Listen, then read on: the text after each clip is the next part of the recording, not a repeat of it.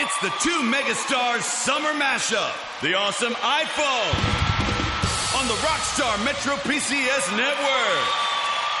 Get the iPhone you've always wanted for $0 so you can jam without limits.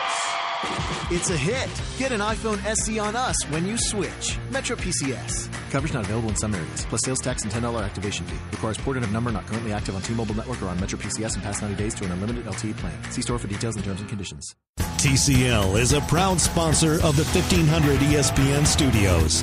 TCL, America's fastest growing TV brand.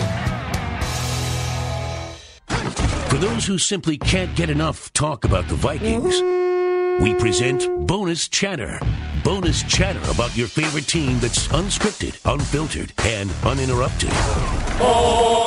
This is another edition of 1500 ESPN's Purple Podcast. Go get that first down and get a touchdown. Rock 'em. Well, welcome to another episode of Purple Podcast. Matthew Coller here, along with ESPN's Courtney Cronin. And Courtney, we made it. We did this together. We got through 7 months of not actually playing any real football games and speculating and talking about every element of this National Football League team that we possibly could.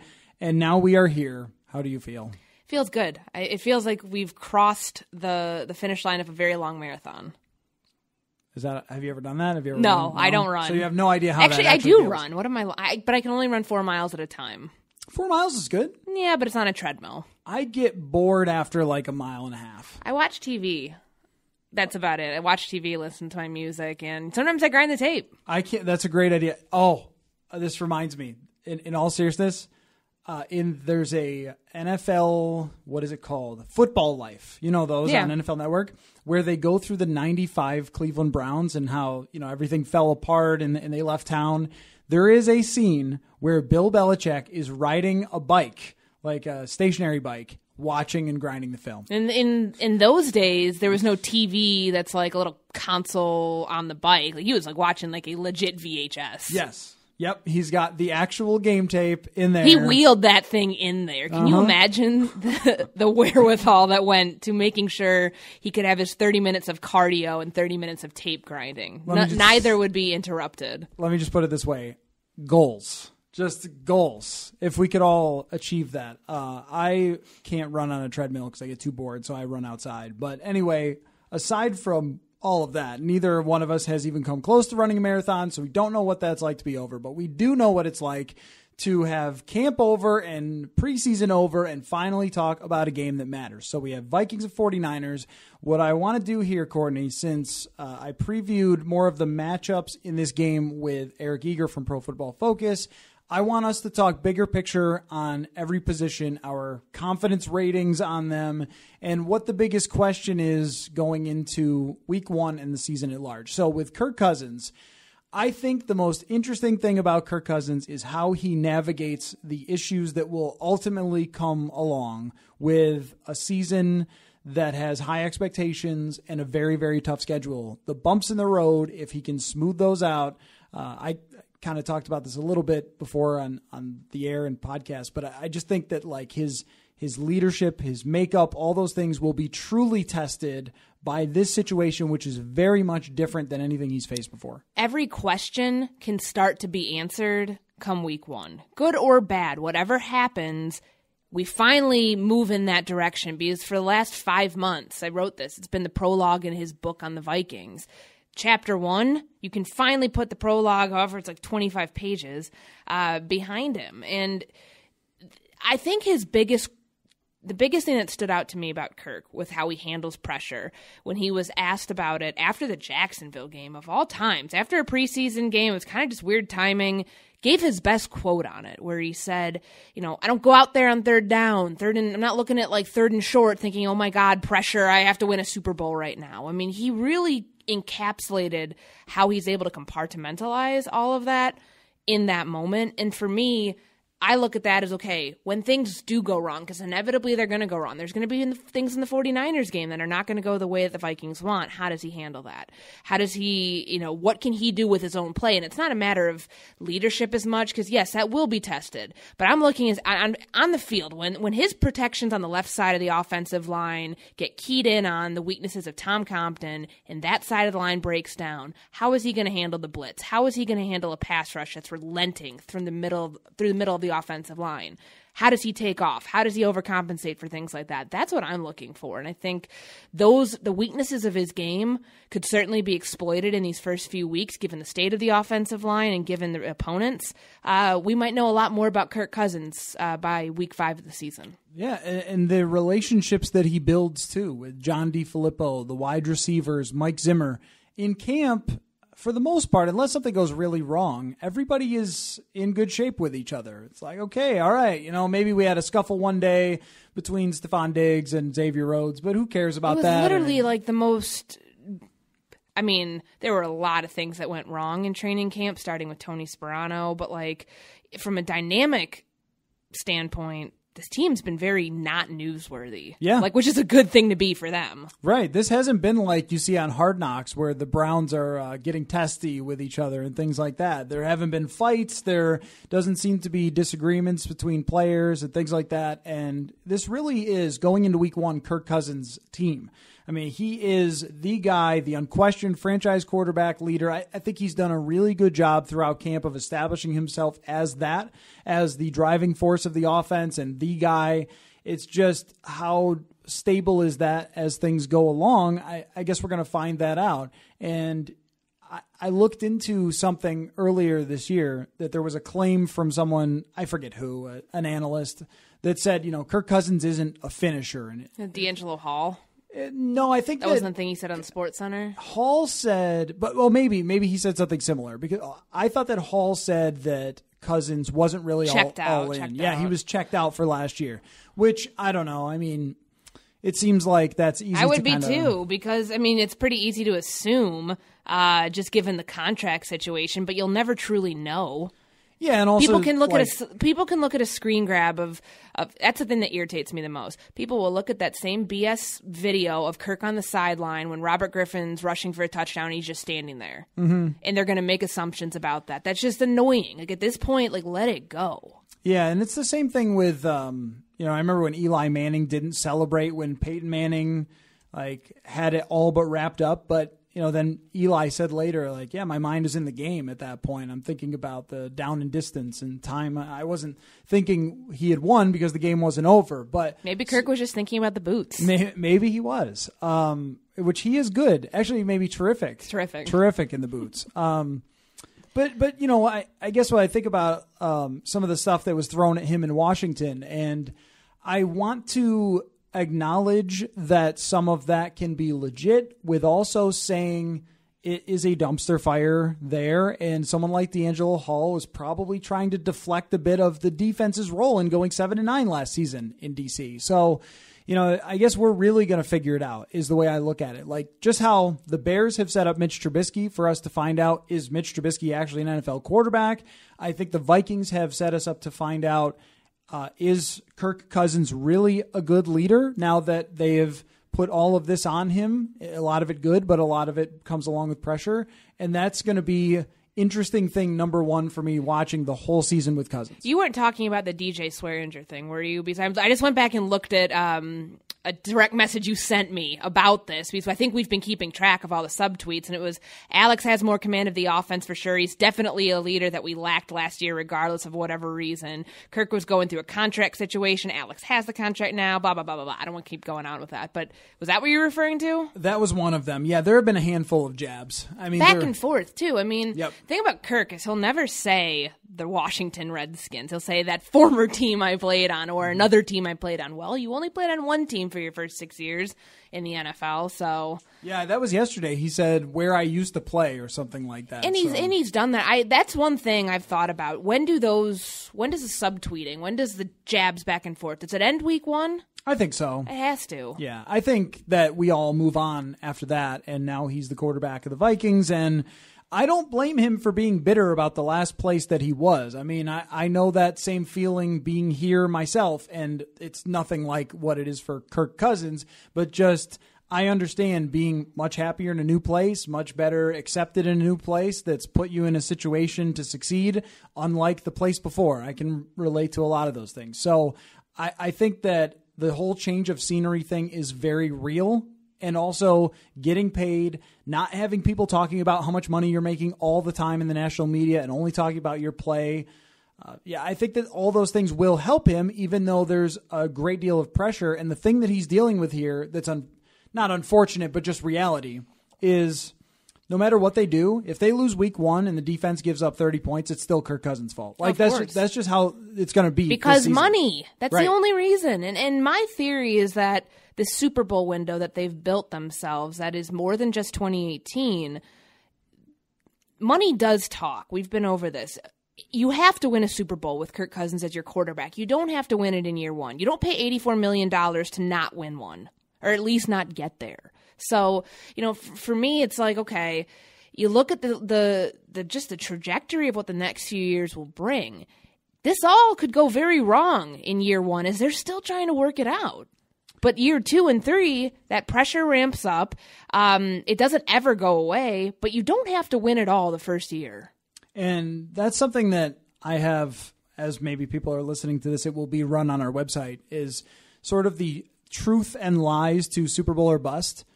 It is and it isn't. I mean, it is in the fact that you paid this much for a quarterback and you have a great team. It isn't in the fact that you have a lot of great players under contract. And well, they did that purposely. They have, 13 through 2020 at least? That's 2 more years to try, 3 including this year, to try to do this. Right, and when you look at Danielle Hunter signs, Eric Kendricks, we'll see on Anthony Barr, but Xavier Rhodes is locked up, Harrison Smith is locked up, Stephon Diggs is locked up. They probably rework a deal with Adam Thielen. I mean, you are in great shape with all of the key players that have led this team to be as good as they are. So even though, yes, because you have a great team, it's Super Bowl or bust, it isn't really bust, though. Bust usually means that's it. That's the end of your window. It's over. It's a failure. And that's where I'm going to disagree with you. It sets this franchise back a hell of a long time. They have already been set back by Teddy Bridgewater and the unfortunate injury. They were before that. They were set back by Christian Ponder. I've had conversations with Rick Spielman about this for stories I've written, just being like, "That's the position I've missed out on." That's a failure for him if this doesn't work out. It's a failure for this entire franchise, for every single coach that sat in that meeting and every single person from the scouting department, George Payton, Rob Brzezinski, Rick Spielman, that Saturday after John DeFilippo was hired and brought here after the combine, before that was in February. They all sat there, they agreed, we're going after Kirk Cousins. That is a failure on every single one of their parts if it doesn't go as planned. I don't think that only applies to 2018, though. No, of course not. The whole thing. I'm talking big picture, as I've said the whole time. Like, I'm looking at the big picture that this is not a 1-year window of it's not $84 million 1 year. It's $84 million for 3 years. There's a reason for that. Yeah, no, we're on the same page here because I think that as much as this team deserves to be talked about as a Super Bowl contender, that it's more about the 3 years of Kirk Cousins. But you're talking about the bust part. That's what I was trying to get at. Yeah. That bust doesn't mean, bust means it doesn't happen in that stretch, however long he's here. That's what I mean. So when people ask about it being Super Bowl or bust for 2018, that I don't agree with that because they will have so many of the great pieces going forward for the next 3 years. It's not like, well, everybody's on their last legs here, which was kind of the case in 2009 when they fell apart, and in some ways in 1999. Mm-hmm. Some of the same things of you've got a lot of key players who are older, but they don't really have that here. They actually have a fairly in its prime type of roster that isn't old, but isn't super young either. So anyway, Kirk Cousins, still an all or nothing pursuit, in my opinion. Yeah. You don't go after this thinking, well, I might get there. You go after this setting yourself up to get there. There is no black and white. It's only black and white. There is no in between. Yeah, that's what they signed him to the 3-year contract for, not, as you said, the 1 year, right? Yeah. It wasn't just, it's 2018. Now, all that being said, this team 100% deserves to have Super Bowl expectations for this year. When you think about Kirk Cousins and how we will evaluate him, what I guess, process will you use as you evaluate his season? I mean, it won't be yards. It won't be touchdowns, right? No, it's 4,000 yards passing and 25 touchdowns for 3 straight seasons is cute. It has to be more than that this year. And it not necessarily has to be more than that statistic-wise. Body of work, it has to be more than that. I mean, he may not get there, honestly, 4,000 yards passing with just how good the running game is here.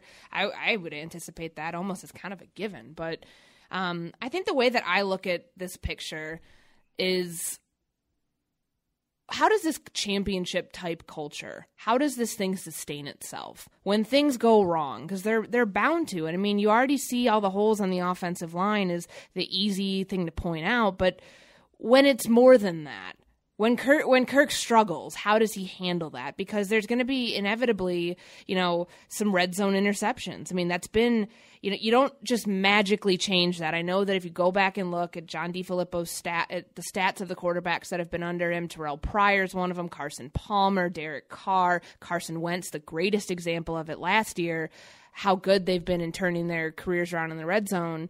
That's certainly there, but he's going to have struggles with it. So I think the way that you evaluate him, can really be summed up. I'm not looking at it in a vacuum. I'm looking at body of work. I'm looking at the next 3 years. Okay, where is he year one that he's going to be not at or, in a better place than in year two?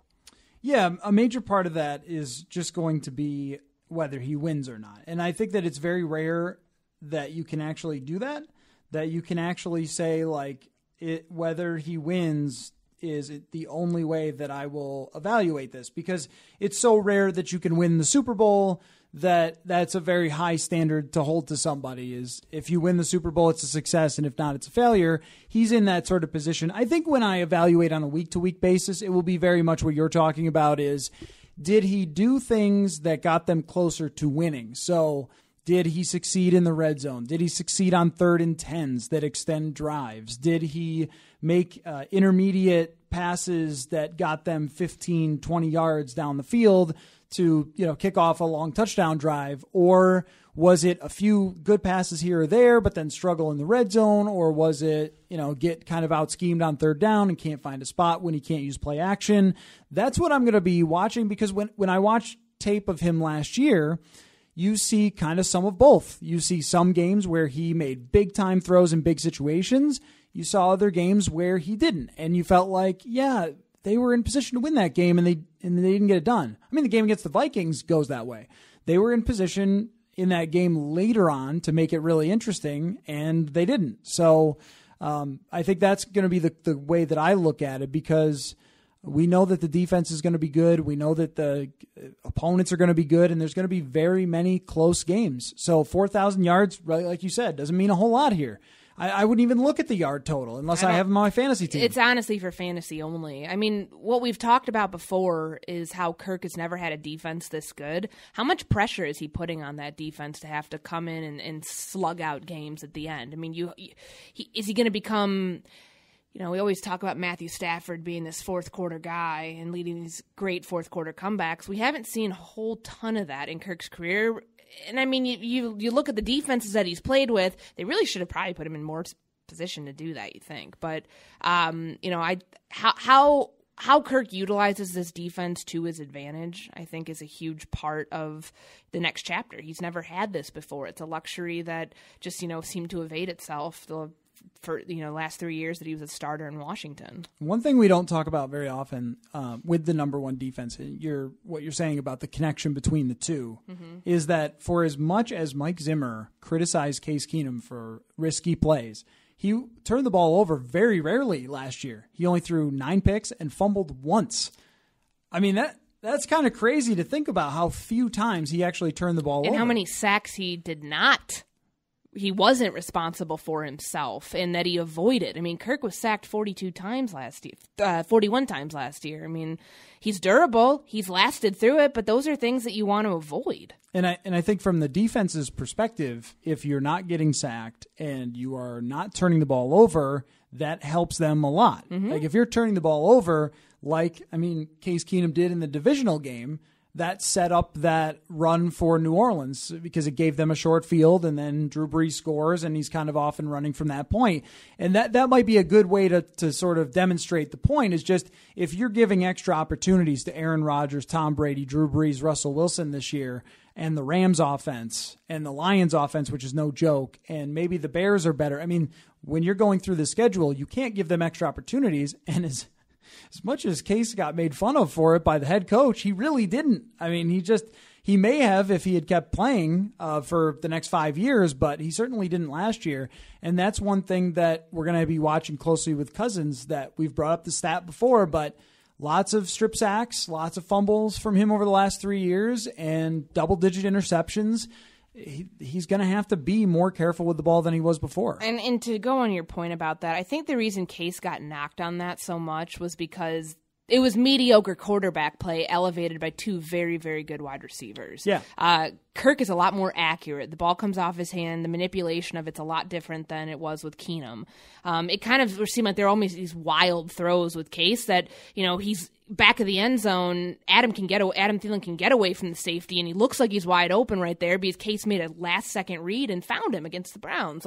And obviously with Stephon Diggs being one of the top red zone receiving threats last 2 years has been a very nice asset. Yes. That I think Mike was more so just kind of knocking on wood. Thank God I have those guys because what this guy's going to get us killed in a number of different ways if we don't have them.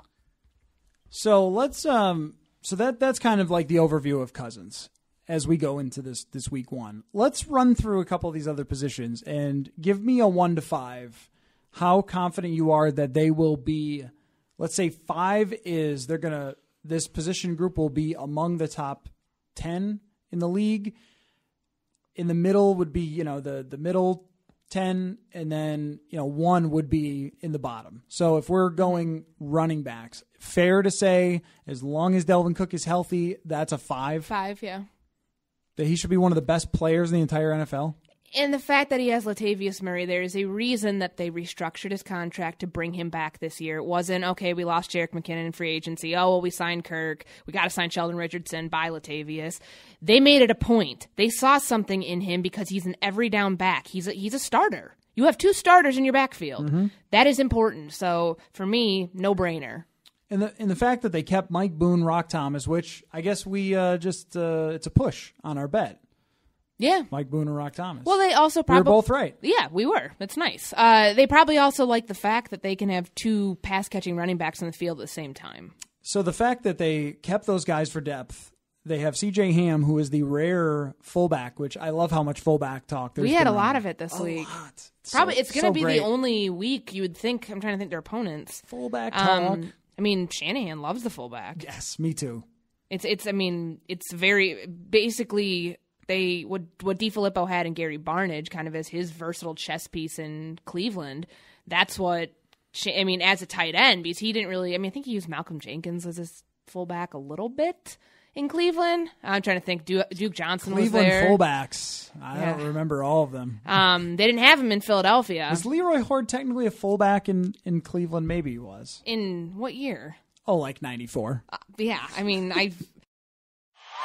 It's the 2 megastars summer mashup, the awesome iPhone, on the Rockstar Metro PCS network.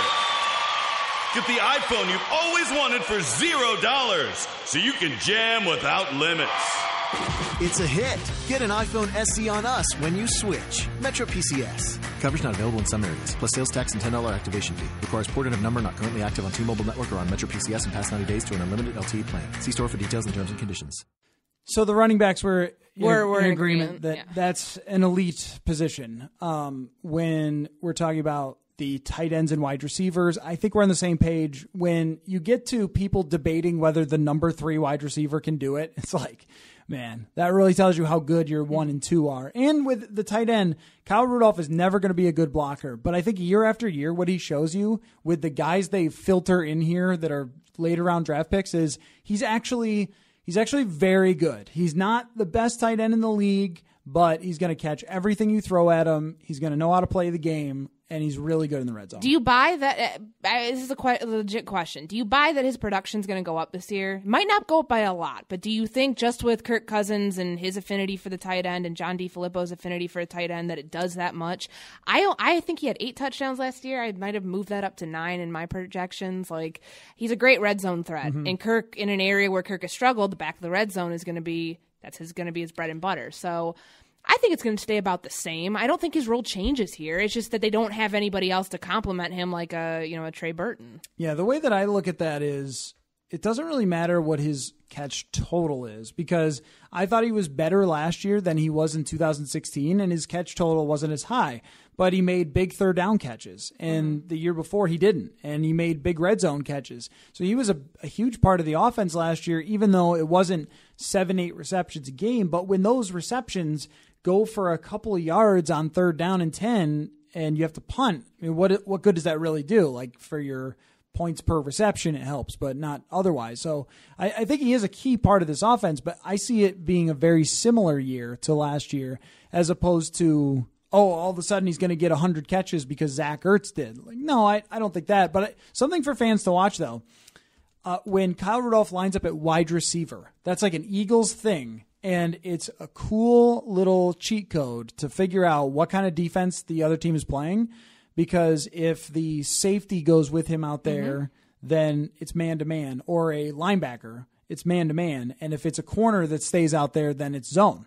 So it's a little, if you're watching in the stands or watching on TV and you see Kyle Rudolph lined up at wide receiver, try to look at who's playing against him, because then you can figure out what kind of defense they're going to have if you're, interested in that sort of thing. Well, I think the motions are important too, because in the motions and any sort of shift that they do, I mean, it's a quarterback, are they man or are they zone? I mean, that's going to be so huge, in trying to throw off this, whatever defense they go against. And they like multiple personnel groupings. I mean, take a look at Stephon. I think that's going to be interesting, because I did notice a little bit of this in camp. I mean, granted, we could barely see anything, but when Diggs is the Z receiver, when he's your flanker in 20, you're a flanker. Your mom is a flanker. Whoa. Okay, like 21 and 12 personnel. If you're using him as like your Z, you're just going all in here. I'm excited to see it, because we always talk about, okay, how versatile, he's a chess piece, blah blah blah. What they do with him in 11 personnel, I mean, I think he probably played more X there in the spring and in the fall. I was watching back some, not like I wasn't watching like practice tape, but I was watching just back like a few things from last year, and then kind of like mixing in some stuff, some very minimal stuff that we saw this year. But I paid attention to that because John DeFilippo said something about it in the spring. So I paid attention to it when I could during camp. It makes me think that we're going to see a different element from Stephon Diggs this year. Yeah, maybe he's going to be in the slot more than he was last year. I just feel like, I mean, reason with me. Maybe this is the reason they didn't need to keep Kendall Wright, outside of the fact that he was not good. But it's just like, did you really need another slot receiver? I know. Did you really need another slot receiver?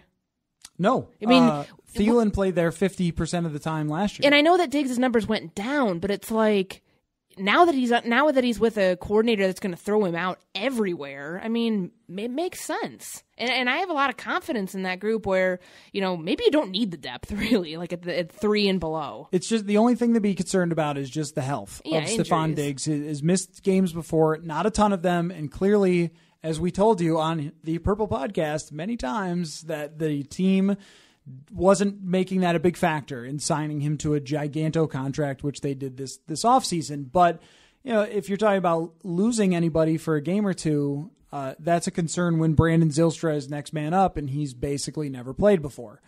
But he does give you a different element that you don't necessarily get elsewhere. It could be a nice red zone threat. We don't know. Yeah, possibly. Better than Treadwell. I think what you're hoping for is that he doesn't play. I think what you're hoping for is that if he does play, he can actually translate that to a game, unlike of which we've seen with Laquan Treadwell. Yeah, and he's an interesting conversation, too. I still have him at 30 catches or something this year, maybe a little bit of progress. But, I don't know, because Treadwell was talking about how, with a different quarterback, he's felt different, but that's what guys always tell you in camp is, no, everything's different this year. I'm actually good, and when I wasn't before. So we will see on that, but the lack of depth does make you a little antsy. Not that Kirk Cousins would ever want to talk about being antsy. That's a stupid inside joke from his press conference. But anyway, it does make you a little concerned when they move on from Kendall Wright and you don't have anyone proven beyond your top 3. But that's how it goes for almost any beyond position. Your top 2. Are Yeah, you including, yeah, are you right. including Treadwell in that? I guess Or I so. guess you could say 3 and include Rudolph if you're including him as a pass catcher. Well, I was just including Treadwell because he's played before. Sure. I mean, Zylstra has not played before. And Coley has not played. No, Coley was receiver. in one game last year, I think, as a receiver and got one target and didn't catch it. So, that total lack of experience is something that you hope, if you're a Vikings fan, does not come into play. O-line? No. We're not doing okay. No. Well, I think that we're both on the same page. Yeah. And I'm sure our listeners don't want to hear any more talk about it. They don't, but I'll throw one thing at you. It's pretty clear Brett Jones is going to start at center. Yes. Thanks, Kirk. That does make you feel a little better about the offensive line. A little bit, until I realize who's their nose tackle and who's their 3 technique. No. No, not with that team. Not with where their interior push comes. You have Remmers is your saving grace there. But what happens when, Brett Jones has to help on a double team with Tom Compton? You leave Mike Remmers against potentially DeForest Buckner, even if Eric Armstead's going to come in through the inside. I mean, I'm scared if I'm them. Confidence rating's probably at 1. 1. I mean, for now, we're just going game by game with the offensive line. You know what will impact my confidence rating is how Riley Reif looks. Yeah, because he had I believe it's an ankle that's kind of kept him limited throughout the week. So that's been the concern with him. Last year, he was really good early on, and then when he got hurt, his play went down significantly in the second half of the year. Okay, so defensive line. Yeah, sorry. I mean, we get emails and tweets like, it's hard to not talk about the offensive line when it's the biggest concern. Is it wrong for me to say confidence rating on every position, defensive line, linebacker, corner, safety, is a 5? 4 or 5, I would say. Defense, if I was breaking them down by position groups, corners, I would say a 4. Just because, you hope Xavier Rhodes is elite. He's the best there is.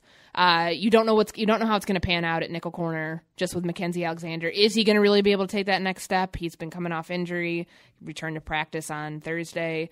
How does Mike Hughes look there? Is Trey Waynes going to regress? Is he going to continue to get better in year 4? So I think still probably a 4. Safeties, I'd probably say a 5. Defensive line, I'd say 5, and then linebackers, I'd say 4, just because I'm concerned about the depth. Safeties, I would have been concerned about the depth, but not with George Iloka. No, and even linebacker Eric Wilson took huge steps forward. Yeah, he looked really good. But beyond him, do you even need to bring someone like Kentrell Brothers back after suspension? Do you need a 6th linebacker? Someone will ultimately get hurt, but probably not. But I don't know. I think it's a good situation all around. And really, it's just depth concerns is the only thing that would ever give me any sort of trepidation on defense, because that's the one thing they never had to deal with much last year. Yeah, very true. And this year, I think that the depth is better just on some guys making more progress. Stephen Weatherly to Sean Bauer were both really excellent in the preseason and have taken, especially Weatherly, was dominant every time he was out there, and he looks like he's ready to actually play as a defensive end in the NFL, and that gives you a lot more confidence than you would have had last year.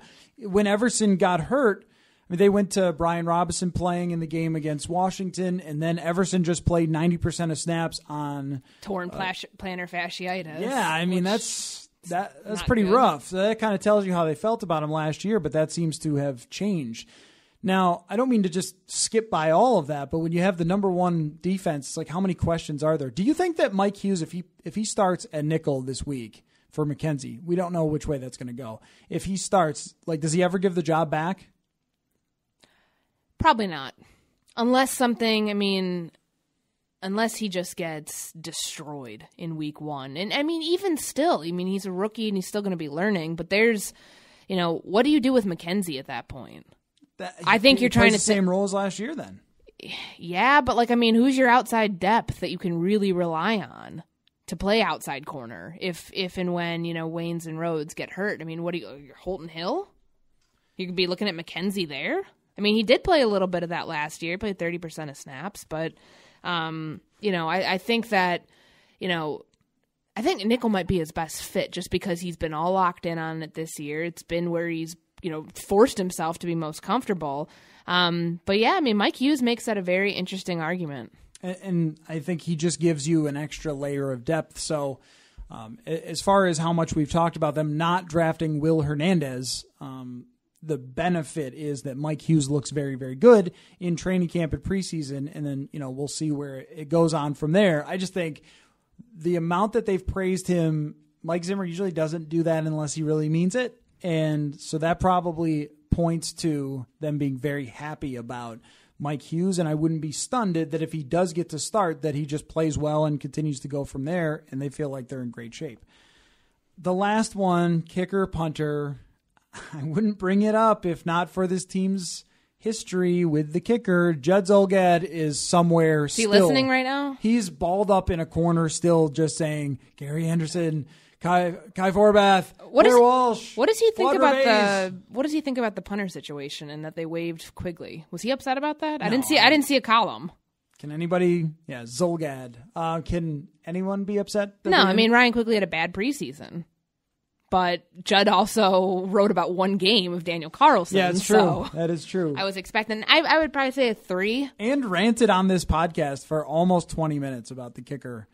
Yeah, I think I'm more of like a 2.5 with Daniel Carlson. Like I'm right in the middle. I have no idea. It's just impossible to project. It just isn't. There's been a lot of moves that haven't made a whole ton of sense. The Cowboys parting ways with Dan Bailey. Dan Bailey, second most accurate kicker in NFL history, and then Kai was accurate, 8th most accurate kicker in NFL history, just couldn't hit the extra points. And then I think it's such a finicky thing to judge to begin with, and they're only judged on what goes bad. So right. That's a tough one, but not really. I mean, you get rid of a guy who was completely. I just think honestly it was more of a power move from the front office because they wanted a new kicker because they felt like this was a situation and they traded up for him in the 5th round. There was no way in hell he wasn't making the roster. So just to put a bow on it here. You and I have both talked many times about how we see this schedule as being so challenging that they could be just as good or better and not win the same number of games. What is your week 1 prediction, and what is your final record prediction for this team? Week 1, I just actually submitted that a little bit ago. It's 27-13 Vikings. Honestly, things probably got a little bit more one-dimensional for the 49ers now that Jerick McKinnon's not going to be playing, which sucks. I mean, this defense was licking their chops, getting ready to go against him. They went against him in practice for 40 years. So they won 4 of their last, I believe it's 4 of their last 6 home openers. They're 5 of, one kept opponents to 10 points or less in their 5 of their last 7 regular season games. This defense plays lights out at US Bank Stadium.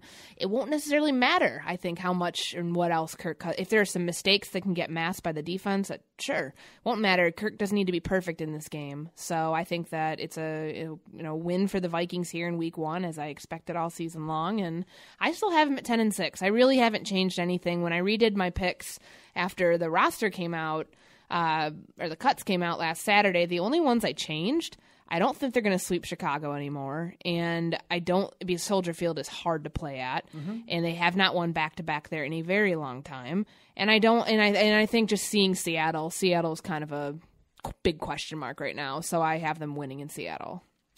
I also have them at 10-6. And for this week, I agree with you. I put this down as a Vikings 31-21. I think Kyle Shanahan's good enough offensive mind that they're going to score, but I just don't trust the 49ers defense. And judging on what Sam Bradford did to New Orleans, teams that don't have it all locked down in place early on with the defense that undergo changes, they're missing Reuben Foster. Even with the Vikings' offensive line struggles, I think they're going to throw the ball pretty effectively on the 49ers. So that's what I'm going with. Yeah, no, it's fair. I think the offensive line's in for a big test, and this is an important test for them to gauge, hey, is Pat Elflein, we might be ready to get him back week 2, might not be. Then we can slide Brett Jones over to left guard. Is that what they're thinking? Is that their process? I mean, because I think you look at how Tom Compton does this week. I think you look at what Rashad Hill does this week to determine, okay, do they need to make any sort of adjustments going into week 2 and when the schedule gets infinitely harder? Definitely. So, okay, well, here we are. We're doing it. We're finally here, week 1, and we're very excited that you are all coming along with us for the ride. So we appreciate all of you nutcases who continue to download this freaking podcast and listen till the very end. That's such an amazing feat. Like, what are we at right now? 45 minutes? 39. 39. But the fact that you all... You guys are amazing. We love you. Yeah. And we love that you love our long snapper jokes, which we didn't even bring up the long snapper today. This is probably a record for us. No, that's right. We talked about special teams, but not the long snapper. Yeah, I have no issue with Kevin McDermott. Now, there was a report that... So one of our listeners yes. gave it to us, so thank you. That Jeff Overbaugh could be making a return sometime soon. He's on the practice squad with Atlanta, and their long snapper is currently injured. I don't know how that happens, except if you're... Kevin McDermott, you separate your shoulder. We're just, you can put the dots together here. You know where we're at. So while you guys are all watching for Kirk Cousins week 1, we are going to be keeping an eye on Atlanta. Although tonight, yes, that's right. Will we go the right way when we snap the ball? That's what we're trying to figure out. So anyway, all of you crazy people who listened all offseason long, you're awesome, and thank you so much. And we look forward to being here with you. All sorts of Purple podcasts this season, and we will see you then.